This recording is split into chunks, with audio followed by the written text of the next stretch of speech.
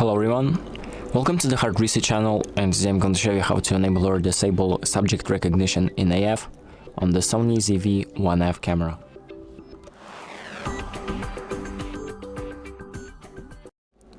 So the first thing that we're going to do is open up the settings by pressing the menu button, and then we're going to go to the focus section, so this purple section right here, and then scroll down to subject recognition, and we're going to select subject recognition in AF.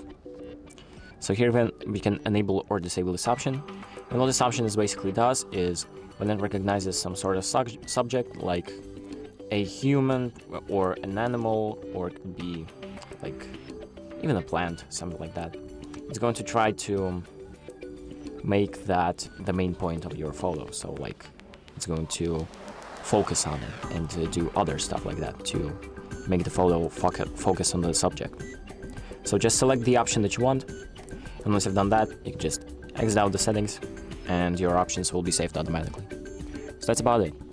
Thank you for watching, I hope this video helps you, and make sure to like and subscribe.